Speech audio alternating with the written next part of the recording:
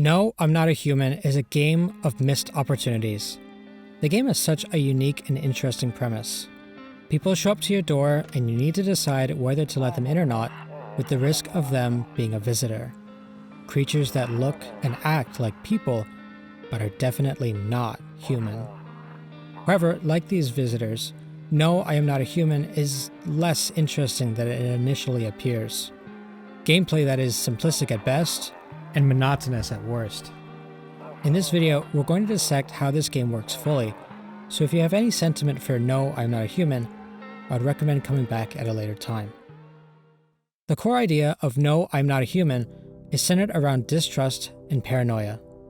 The game is structured into a set of days, with a day phase where you talk and interact with guests, and a night phase where you answer the door. Marketing around the game suggests an anxious horror experience that sows doubt on whether you made the right choice regarding any decision during the two phases. It's nighttime, and there's a knock at the door. You let someone in. Are they human? Or are they visitor? During the day, inspect them for clues. Perfect white teeth. Suspicious. A visitor sign. You draw your shotgun, and as they speak their final words, they're obliterated in a single blast. You wonder if you made the right choice. Did you kill an imposter that would slit your throat in your sleep? Or if you put an innocent person 6 feet underground? You'll never know for sure. But they had the sign. All that's left to do now is live with your actions and keep surviving the end of the world. That's the promise of the game. The problem is that people, visitor or human, are not actually all that interesting.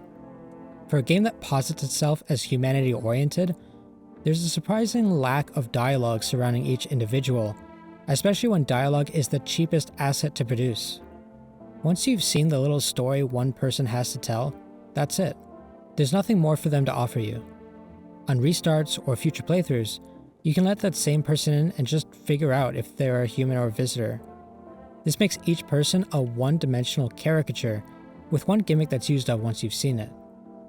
This problem compounds when certain people are always human or always visitors, but most are randomly assigned. The random assignments always have the same tells too. The lack of dialogue mixed with the randomness turns the game into Minesweeper, searching for the hidden answer behind an array of flags. This is the main gameplay loop. The majority of gameplay is just talking to guests and deciding whether to kill them or let them be. So the question is, why let them in at all? Well, visitors can't kill you directly. They only pose a threat for the other real humans in the house. At the beginning of the game, your neighbor tells you that it's not safe to be alone. He's right about that. From time to time, a pale, shirtless visitor will come to your house and check to see if you're alone. He acts as the game's fail state. If there are no humans in the house when he comes to check up on you, it's game over. However, this check is infrequent and only requires one real person to be in the house to pass. Humans, therefore, act as a makeshift health system. The more humans, the more health. The more visitors you harbor, the more health is drained every night. However, this system doesn't quite make any sense. For starters, you carry a shotgun with you at all times. It's available when you talk to guests during the day phase, and you also carry it with you during the night as seen explicitly in the Rampage ending. The pale visitor breaking down your door and killing you with no resistance is silly. More importantly, however, is how artificial this system is to the rest of the game. The pale visitor is a good mascot and focal point, but he should be the sole consequence for the player's actions. Horror games are best when danger is both systemic and inevitable. It's being aware of how little information you know, or how few resources you bear. In this game, the shotgun is both always readily available and unlimited.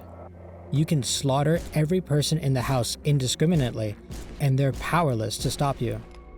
In this sense, visitors are only dangerous because the pale visitor says so. Once you realize this, the fear disappears. Guests become resources to manage rather than threats. So, what if you just kept the house full of verified humans and refused to let anyone else in? The game has a solution for that called FEMA.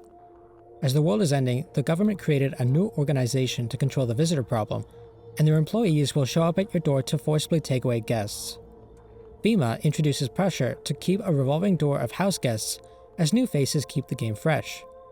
This is actually a good mechanic, and feels just right in both the narrative and mechanical aspects of the game. It's a forced disruption, almost inevitable with the nature of the title. It prevents clever players from just bunkering themselves in, but it's also underbaked. Currently, there are only two moving parts in No, I'm Not a Human: humans and energy. Humans, as mentioned, are a sort of health system, but energy is the way you diagnose visitors. You only have a handful of inspections per day, and with both signs and guests outnumbering your energy, there's a need for great consideration for what to check for whom. But there are also false positives for house guests. Just because someone has red eyes doesn't mean they're a visitor if they tell you they had a bad sleep. Compare the way this works to Papers, Please, which shares a somewhat similar premise. In Papers, Please, the player works as a border crossing inspector that must process people coming into the country.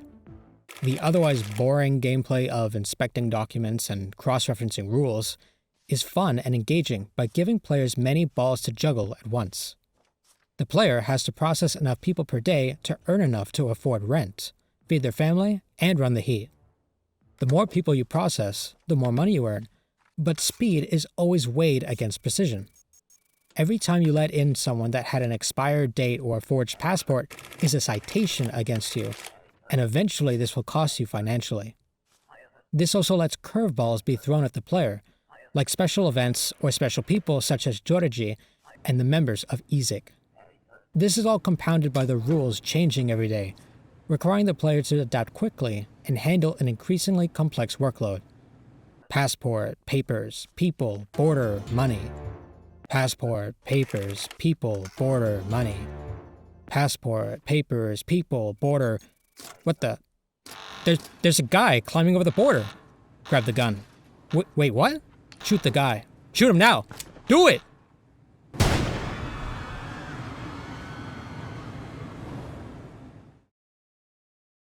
There are no such curveballs in No, I'm Not a Human, because the game is a juggling act of two balls: visitors and energy.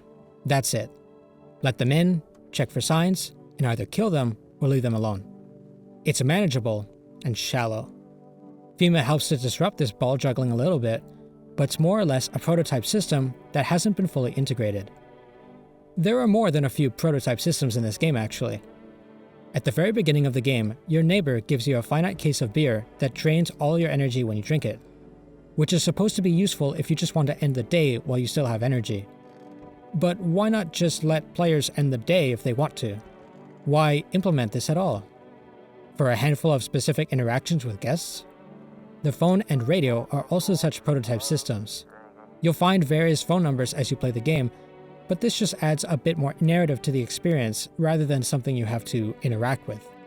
On the phone, you can ask for delivery, but none of the items cost you anything. It's just free. They all affect the player's energy with trade-offs, aside from the kombucha, which saves your game, and the cat food. The cat is an interesting mechanic, and one of the few brilliances the game has to offer. To get the cat, the player must be visited by a bald man that tells you about it in advance.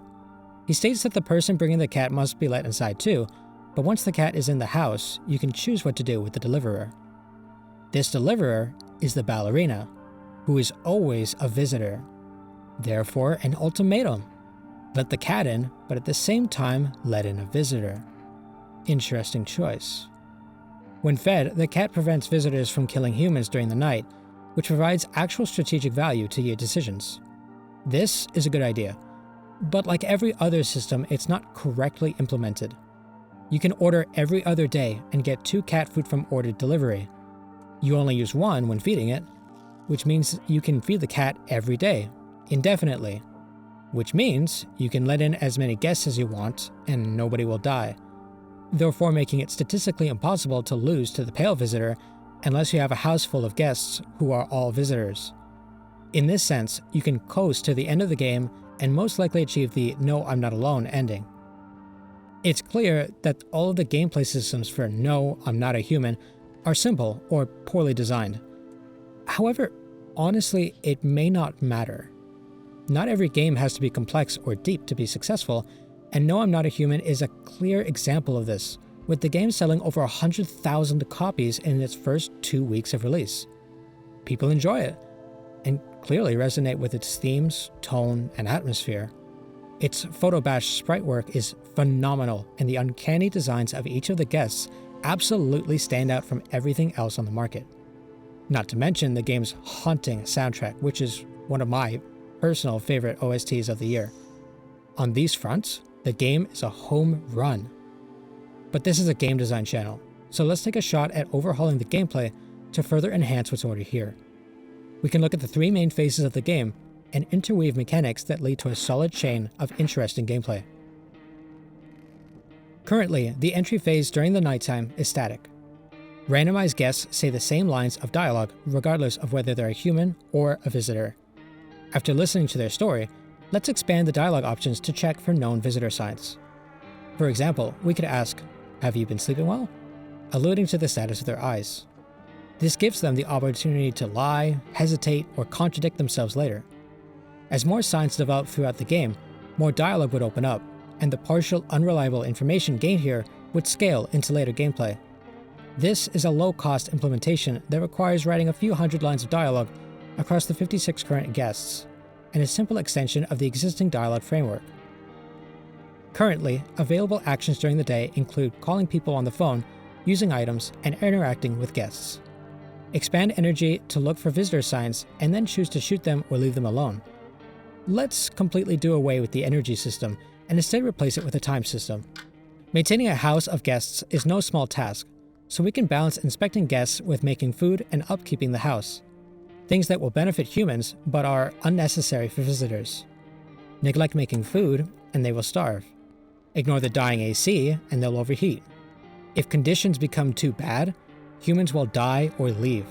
If you have no humans in the house, then the visitors will kill you at night when you run out of time. This balances out the gameplay better between talking to people, investigating them, and directing attention to the world. For narrative's sake, time can be paused when talking with people, so players don't feel rushed when reading dialogue. In this overhaul, we will replace the current sign check with a layered investigation system. You can inspect any guest to your heart's content, but inspecting them will eat more of your time, so you have to balance accuracy with haste. Guests can make excuses or reasons tied to their backstory, and tie information to what they claimed at the door. Deduction then becomes a weighing of signs, personality, and your own risk tolerance. Making the choice to kill should be stressful and in the moment, knowing the clock is ticking. It's a rhythm of trade-offs, time over attention. Kill too many humans, and the survivors will leave in fear of you. In this new overhaul, items now become useful as they grant you more time, and the choice to use the cat is one out of desperation.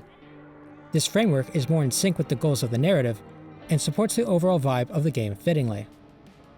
No, I'm Not a Human has an incredible premise, but its gameplay systems currently never grow beyond a prototype. That may not matter in the grand scheme of things, given its reception. But with some overhauled systems and more thought put into the gameplay, the game could match the tension and atmosphere it's going for and be regarded as a classic players can come back to later in life. No, I'm Not a Human could have been paranoia fused into gameplay, but instead it's more of a proof of concept. The real horror isn't the visitors, it's the unrealized potential.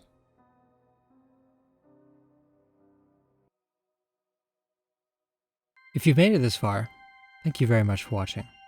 This has been Game DNA. Stay smart, doubt what you know, and have fun.